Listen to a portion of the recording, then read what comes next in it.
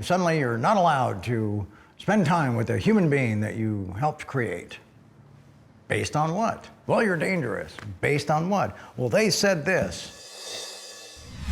We were obviously just came from talking about kind of the period of your life where, drugs and booze.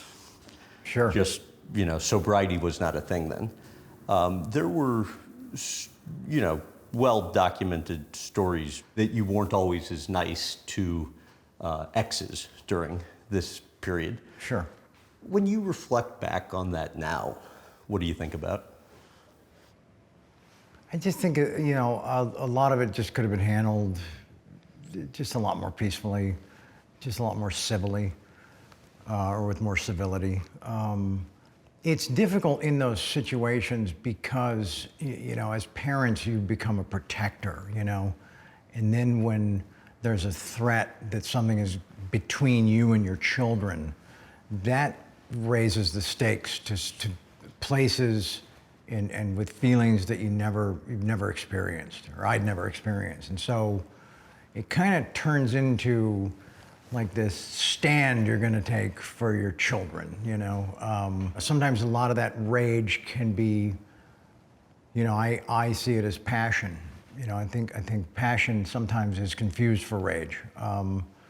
There's different levels, of course, and then you do cross that line. And I'm sure they'd say the same thing, that nobody should have taken everything so personally. I think it lacked a certain maturity on both sides. How so? Just not engaging so much in the stuff that we were, that each side is being told to keep each camp inflamed, because that's how those guys stay rich.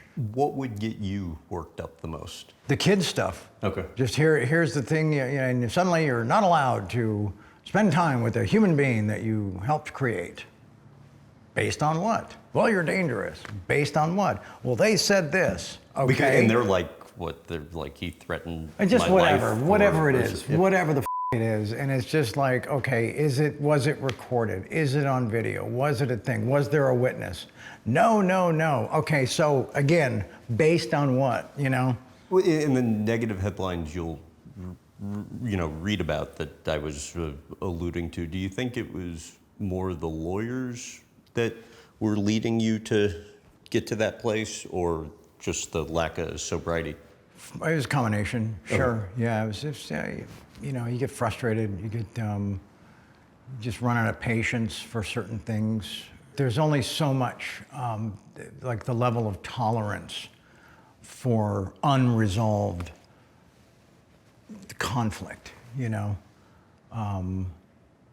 But, it's like Denise talks about in the doc, and Brooke even talks about it. It's, when there's kids in the mix, and we should have arrived sooner where we are today, And that's why I don't get into it in the book at all, because the kids are going to read it. If I was going to write about it, I would have had to have written about both sides. Yeah.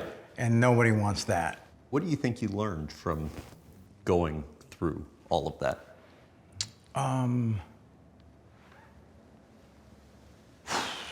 Get to know someone, Don't be in a rush. Meaning? Rush to get married. Rush to get married. Don't be like, it's like there's just so many examples of people that are having a great time and they're deeply in love and everything's working out and they're like, we're going to get married. And then it's just like, and it goes really, I'm not saying that this happens to everybody, but there's enough examples and cases and that where it does. What did your dad stand up and say in his toast? John remembers it. John remembers it better. What's the quote that John had? I hope you guys know what you're doing. Know what you're doing. Yeah. No, you don't remember that one though. I don't. I was sort of distracted that night because of something that was going on at that wedding that I just didn't want to write about because it wasn't. Anything you care to share now? I mean, or the Cliff Notes. Yeah, I mean, there's two people getting married that day. One of them was hammered, and that person wasn't me. So, sorry, Brooke. And she would admit to that, you know. On the lighter side, you know, there were also There's a lighter side. There were also stories, you know, connected to negative stuff that ended in a way that was clear that, you know, nothing went on, like your friend Jane and the limo. And the backstory being that she hit you with a restraining order only to then be hitting you up to come out and be intimate with her. Yeah. Oh yeah. Yeah. We're taking a ride around the block, you know, and it's like, and I have that line that, you know, I'd been in thousands of limos in my life. That was the first time I ever entered one as a hostage. That's just a side of the story that was never, I never had the opportunity to share.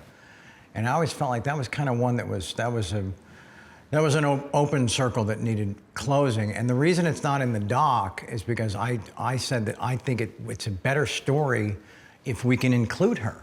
I said, let's hear it, like, let's bring this person in. And we couldn't find her. We couldn't find her. And we literally hired a private eye.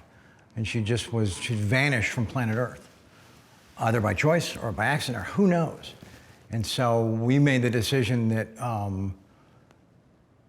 that we couldn't get both sides of the story, you know. But the one that was out there for so long, I felt needed some amending. You know? And you amended it how? By telling you know, the backstory, by telling what happened after, to then still be in that person's company by their choice after all that stuff doesn't support all of those claims, you know. And we had a great time. I mean, it wasn't like, and that's all in the book, you know. I was kind of hoping maybe that would generate some type of outreach from that person. And really? Well, yeah, just like, you know, how have you been? And the reason I, you know, called her Jane is because I didn't want people prejudiced from the second they started reading that chapter. They would have said, oh, okay, well, this is that thing where I know how it happened, and this is what the thing, and the rest of this is a lie, and shame on him. So at least I get someone into the story deep enough, and then maybe they start recognizing certain details that are similar or familiar or whatever, and then it's like, okay, now they're hearing that, yeah, there was a lot more there.